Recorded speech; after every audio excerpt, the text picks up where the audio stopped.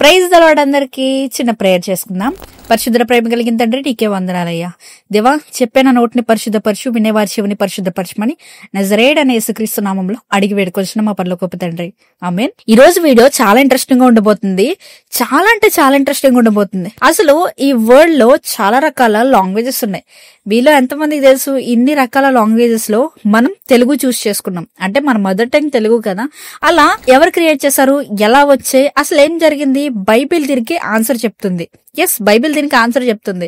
కాబట్టి video end వరకు చూడండి, మీకు ఒక క్లారిటీ వస్తుంది. అండ్ అంతేకాకుండా ప్రతిరోజు మనం ఇలా ఎపిసోడ్స్ ద్వారా బైబిల్లో రిలేట్ అయిన అండ్ బైబిల్లో ఉన్న ఇన్సిడెంట్స్ ని, టాపిక్స్ ని మీ ముందుకు తీసుకురావడానికి ట్రై చేస్తున్నాను. మీ సైడ్ నుంచి కావాల్సిన చిన్న సపోర్ట్ ఏంటంటే వీడియోని ఎండ్ వరకు చూడండి. మీకు నచ్చి ఇన్ఫర్మేటివ్ అనిపిస్తే గనక మీ friends or family members or మీ చర్చ్ మెంబర్స్ ఎవరికైనా కూడా షేర్ చేయండి. సో దట్ ఏంటి అంటే మీకు మాత్రం అది ఆశీర్వాదకరంగా కాకుండా వారికి కూడా ఆశీర్వాదకరంగా ఉంటుంది. సో వీడియోలోకి వెళ్ళిపోదామా? Let's go. Tower of Babel. చాలా మందికి ఈ టవర్ ఆఫ్ బేబెల్ గురించి తెలీదు. అసలు దీని గురించి ఎక్కడ రాయబడింది అంటే బైబిల్లో ఆది కాండంలోనే రాయబడింది. మన లాంగ్వేజెస్ అన్ని ఇక్కడనే ప్రారంభమయ్యాయి. ఎలా ప్రారంభమయ్యాయి అంటే ఈ నోవా ఫ్లడ్ అయిపోయిన తర్వాత మ్యాన్ కైండ్ మళ్ళీ యథావిధిగా ఈ భూమి మీదకి వచ్చిందనమాట. అంటే అందరూ నార్మల్ గా జీవిస్తూ ఉన్నారు. మనుషులు పుట్టుక జరుగుతుంది, పుడతా ఉన్నారు, జీవిస్తూ ఉన్నారు. ఇలాంటి టైంలో ఎవరో ఒకరికి ఐడియా వచ్చిందనమాట. ఏంటి ఐడియా అంటే దేవుడు నోవహు కాలంలో ఫ్లడ్ తీసుకొచ్చి మనుషులందరినీ చంపేశాడు కదా, అలా మళ్ళీ ఇంకోసారి జరగదని గ్యారంటీ ఏంటి? అలా జరగకుండా ఉండాలి అంటే మనం ఏం చేయాలి? సో దీని గురించి ఒక మీటింగ్ పెట్టుకున్నారంట. మీటింగ్ పెట్టుకుని దీని గురించి ఆలోచన చేస్తా ఉన్నారు. దేవుడు మనల్ని ఇలా ఇంకొకసారి చంపేయకుండా ఉండాలంటే మనం ఏం చేయాలి అని చెప్పేసి థింక్ చేస్తా ఉన్నారు. సో థింక్ చేస్తా ఉన్నప్పుడు అందులో ఒకటికి ఐడియా వచ్చింది. ఏంటి ఆ ఐడియా అంటే దేవుడు ఫ్లడ్ తీసుకొచ్చాడు అనుకుందాం. ఒక సర్టైన్ లెవెల్ వరకు వాటర్ వస్తుంది కదా, ఈ వాటర్ కంటే ఇంకా ఎక్కువగా ఒక టవర్ కట్టామనుకో, ఆ టవర్ మీద మనం ఉండొచ్చు. అప్పుడు ఎర్త్ మీద ఫ్లడ్ వచ్చినప్పుడు మనం ఆ పైకి వెళ్ళిపోయి సేఫ్ గా ఉండొచ్చు అని చెప్పేసి ఆలోచన చేశారు. నిజంగా నాకు నవ్వొస్తుంది అది విన్నప్పుడల్లా. అసలు ఈ మనిషి ఎలా ఆలోచించేవాడంటే దేవునికి అందకుండా దేవుని దగ్గర నుంచి పరిగెట్టేద్దామన్నంత ఆలోచన చేసేవాడు. కానీ నిజంగా దేవుడి నుంచి పరిగెట్టడం సింపులా? సాధ్యమా అసలు? సరే, వాళ్ళు ఆలోచన చేసుకున్న తర్వాత వాళ్ళు ప్లానింగ్ ని స్టార్ట్ చేశారనమాట. సో ఇక్కడే ఒక టవర్ కడదాం. ఆ టవర్ ఎలా ఉండాలి అంటే ఆకాశం అంటే హెవెన్ వరకు ఈ టవర్ కట్టేసి ఆ హెవెన్ కి మనం వెళ్ళిపోతాం అనే పిచ్చి భ్రమలో వాళ్ళు ప్లాన్ వేసుకోవడం జరిగింది. వేసుకున్న తర్వాత అందరూ ఒక ఒప్పందానికి వచ్చి టవర్ కట్టడం స్టార్ట్ చేశారు.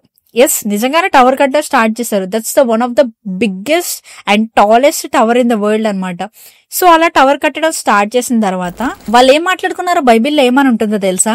మనము భూమి అందంతటా చెదిరిపోకుండా ఒక పట్టణమును ఆకాశమునంటూ శిఖరము గల ఒక గోపురమును కట్టుకొని పేరు సంపాదించుకుందుము. ఇక్కడ కంప్లీట్లీ హ్యూమన్ ప్రైడ్ కనిపిస్తుంది. ఇదే ప్రైడ్ పరలోకంలో వచ్చినప్పుడు ఏం జరిగిందో మీకు క్లారిటీగా గుర్తుంది కదా. లూసిఫర్ పతనం అయిపోయాడు. అలానే ఇక్కడ కూడా మనిషి యొక్క ప్రైడ్ కనిపిస్తుంది. దేవుడు చూశాడు. ఎస్, దేవుడు చూశాడు. దేవుడు దిగొచ్చాడు. దేవుడు దిగొచ్చిన తర్వాత ఏమంటున్నాడంటే వీళ్ళందరూ కలిసి ఉండడం మంచిది కాదు, ఒకటే మాట అసలుకే మంచిది కాదు. కాబట్టి వీళ్ళ మాటలు అంటే వీళ్ళ లాంగ్వేజెస్ అన్ని తారుమారు చేస్తానని చెప్పేసి తారుమారు చేస్తాడనమాట, కన్ఫ్యూజ్ చేస్తాడు. సో ఇక్కడ 100 మంది ఉన్నారు అనుకుందాం. 100 మంది 100 లాంగ్వేజ్ లో మాట్లాడుతున్నారు. ఎవడి లాంగ్వేజ్ ఎవడికి అర్థం కాదు. సో అలా వాళ్ళందరూ కన్ఫ్యూజ్ అయిపోయి అక్కడి నుంచి వెళ్ళిపోయారనమాట.